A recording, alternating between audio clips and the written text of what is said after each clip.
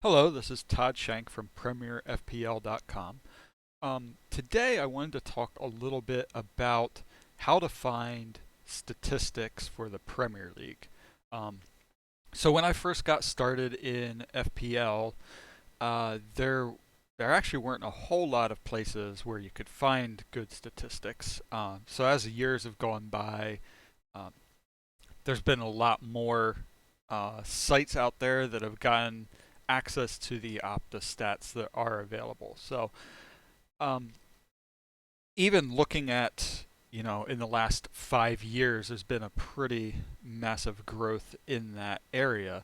And even about, 4 or 5 years ago, um, when I really started to push myself into getting into the fantasy Premier League a little bit more, there really wasn't a whole lot out there. So after talking to a lot of people, looking at forums, things like that, I was able to dig up a few places, and I've kind of narrowed it down now to a select few sites that I like to go to get my statistics. So what I'm going to start off with today is just kind of going over a few of those, just go into some of the basics, and then later on I'm going to try to dive a little bit deeper into pulling out some of the various statistics on these sites. So the first place I'm going to start out with is WhoScored.com. They, uh, at this point, they're probably just about the best place to go as far as any statistics that you might want. They have full access to, I believe it's Opta, the statistics that they have. And the great thing about them is you can even compare, you can look at statistics across just about every league. Pretty sure any league in the world, even. I honestly don't use it for too many other uh, tournaments, um, leagues, but you can use it for just about anything, including the World Cup and the European Championship. So it is nice if you're wanting to compare players who might be moving to the Premier League or have moved to the Premier League just to see what their statistics were in the past and do some comparison there. Um, so just like a basic rundown, when you the Premier League one is the one I usually go to. So this is kind of the summary. They do have their little fact sheet. You can always click on the upcoming matches, look at previous meetings, look over where they're at in the table. There's a lot of great things that you can look at here. If you're wanting to build your own kind of match day pack to see who you want to play in a match, you can always look over strengths, weaknesses, even has user predictions. And the Who Scored is one area that a lot of people look at. They have their ratings system. Um, so you can always look at that just to see how players have been performing. You can break it down. They have fixtures coming up, team statistics. So you can look at the various statistics for each team, summary, defense, offense, and then break it down into more detailed. So those are some things I might look at later on. As well as player statistics. The same thing, defense, offense, passing, and then the detailed areas as well. So that's just something that I'm going to try to break down in future videos here to kind of detail some of these and what's helpful and what's not. So the second one, I do like ESPN FC. For me, it's the US version, but I do like their table. It has it laid out overall, home, away, and of course, the goal difference in points. But it does break down the home and away performances for teams, and I do like to look at that just to see what the differences are. So I do kind of prefer their format for the table as opposed to the Who Scored table.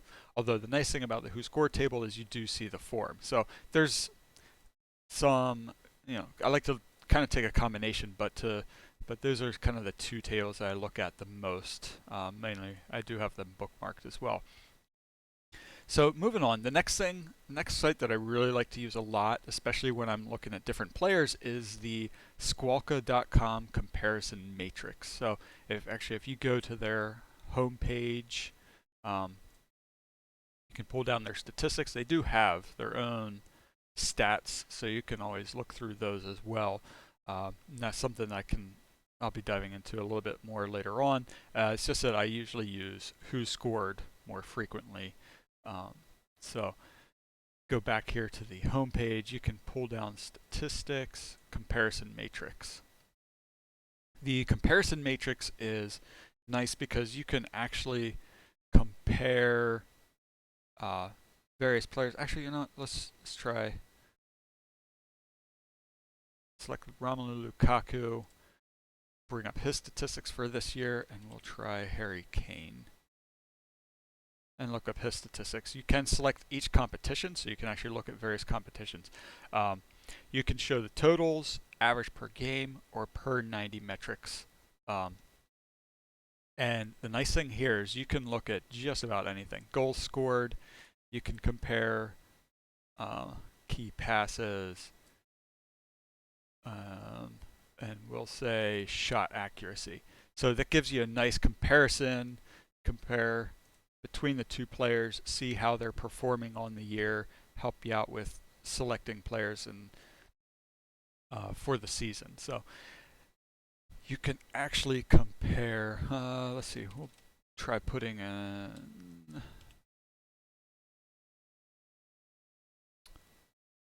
Sorry. It actually does help to put in their last name first.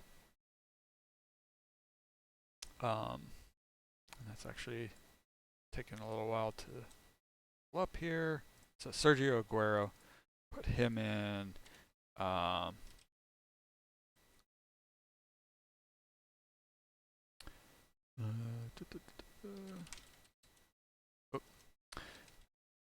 Anthony Martial is another one who's been performing well this season.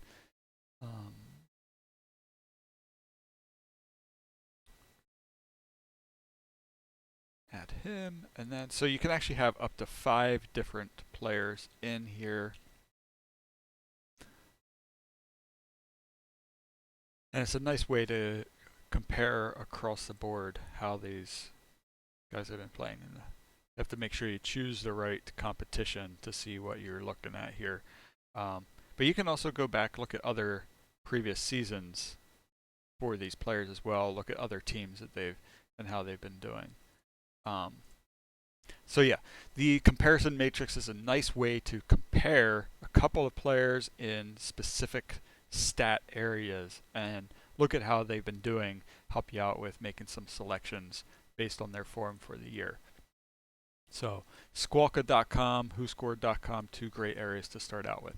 I did throw StatsBomb.com in here. Not that they really have statistics, but I really do enjoy their articles. They do an excellent job of really breaking down things. The guys from StatsBomb have their own services that they provide for teams. So they really do know what they're talking about. They're one of the leaders in providing, I guess, statistical analysis for other teams out there. These are guys that have actually worked for teams to help them with their scouting systems. The last one that I wanted to look at here is from Taga, PlayTaga.com. That's a draft fantasy game that I've participated in for a few years now. I do write for them occasionally, also when I do have the time.